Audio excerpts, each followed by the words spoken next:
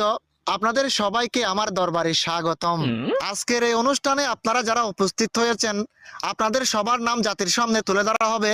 আপনারাও আপনাদের যোগ্যতা অনুযায়ী জাতির সামনে আপনাদের পরিচয় উপস্থাপন করবেন।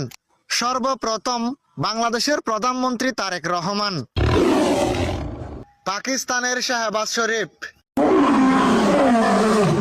ভারতের নরেন্দ্র মোদীজি, দুরহালা বুড়া বান্দরসর, সৌদি আরবের দালাল বাদশাহ সালমান, তুরস্কের এরদোয়ান, ইরানের সর্বোচ্চ নেতা আয়াতুল্লাহ আলী খামেনি, উত্তর কোরিয়ার কিম জং জুন, মার্কিন প্রেসিডেন্ট ডোনাল্ড ট্রাম্প, সর ইসরায়েলের নেতানিয়াহু,